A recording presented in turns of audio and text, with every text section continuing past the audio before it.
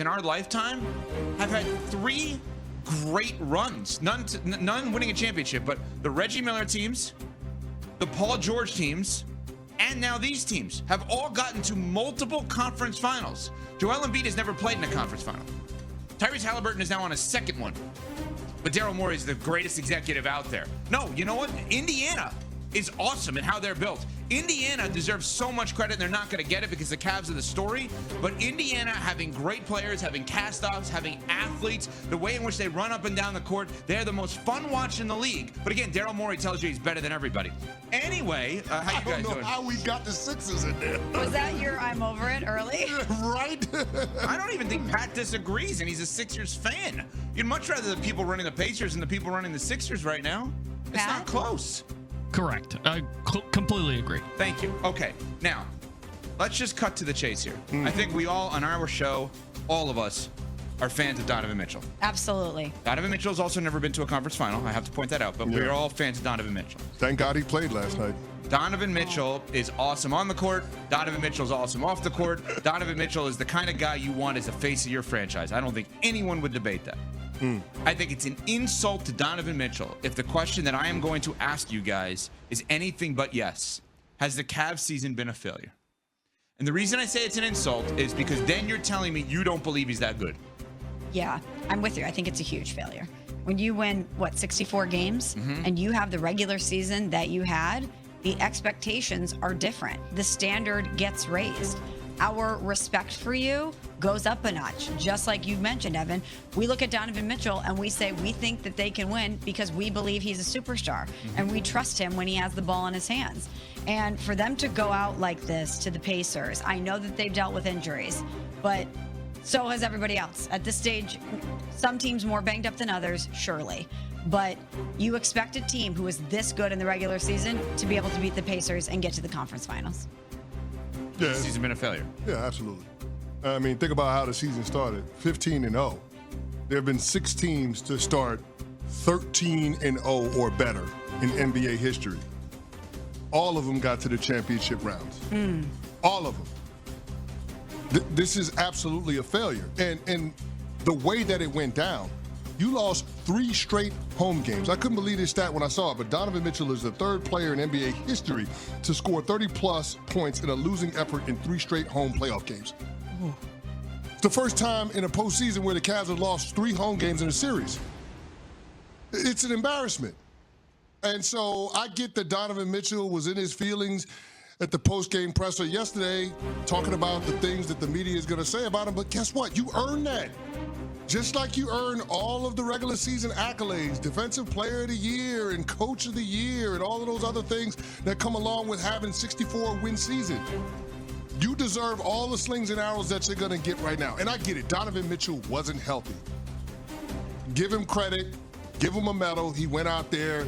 Even last night in the game, you saw he had to leave the game for a period of time because that ankle/calf was bothering him.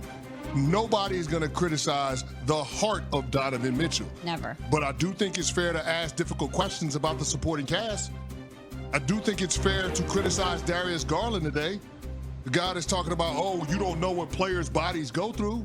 Well, guess what, Darius Garland? Nobody is 100% at this time of year. Not nobody. That's what playoff basketball is all about.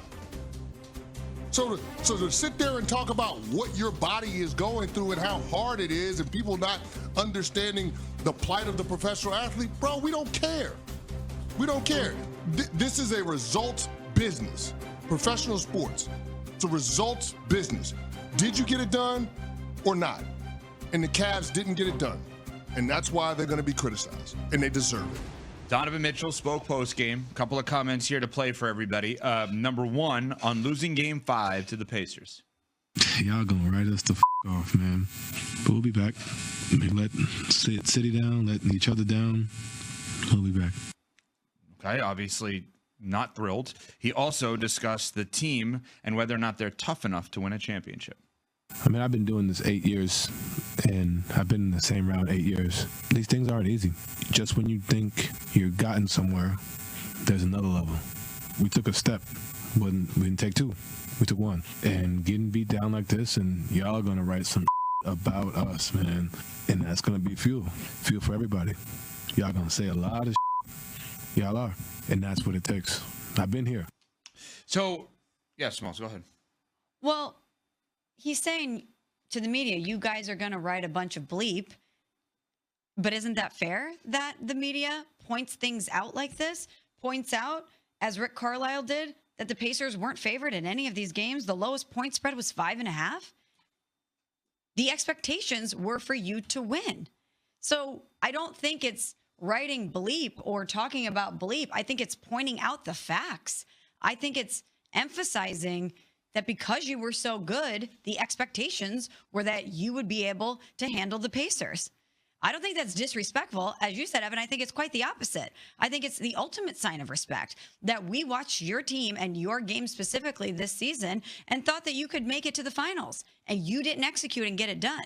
So if they want to somehow manipulate what the postmortem is going to be on this team and use it as fuel for next season, good. I hope it gets you further in the playoffs. But I don't think the criticism is unwarranted today. Yeah, I think they're missing one thing, and it's not a great basketball X's and O's take. I think they're missing dogs, like DAWGS, like how a lot of the players, I mean, Udonis Haslem hopefully is going to join us later in the show, ESPN NBA analyst and member of the Miami Heat for 20 years. Like, he said that they have a kennel, and they just have a bunch of dogs in that organization, right? And now when your dogs, like that play like dogs, and Donovan does, like Wade or Shaq or whoever, or Zoe, like that's when you're at your best.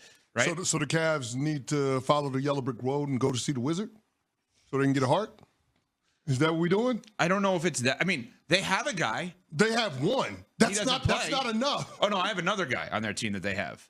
He doesn't play, and people don't even realize he's on the team. We're talking about we need guys on the court to be dogs. No, but they won a title with Tristan Thompson. He was a dog for LeBron. No doubt. I'm not arguing Tristan Thompson. And he's on the team, done that. but he's not in his prime, obviously. Yeah, not that same version. So of the himself. question becomes with this team, 64 wins, great players all across the board. Do you take a couple of them and you make some moves here and you go and look for a dog, so to speak? Go and look for a butt kicker. I mean, like, is that what you're looking for? Or you just in order to get something, you got to give up something. So who's the piece that's expendable? Who are you going to use in order to try to acquire that, quote, dog? The logical pieces would be Darius Garland and Jared Allen, right? Yeah. Because you're not going to trade Donovan Mitchell. You're not going to trade Evan Mobley. No. I know that, CeCe, you and I both love DeAndre Hunter. It's ridiculous to even, like, you put him in a bigger role next year, not in the sixth-man role. No. Right? I mean, Strus is not going to get you much in return. No, see, here's the thing. I actually love the idea of having the double big as a lineup that you can throw at opponents. So I would be hesitant to move on from Jared Allen. I would want to keep him and Evan Mobley together. To me, the piece that you look at is Darius Garland because it feels a bit redundant having him and Donovan Mitchell in the same backcourt. All of a sudden now, defensively, your bigs have to cover up a lot for, the dribble penetration that those guys are going to allow because they're not, those dominant perimeter defenders. So I think that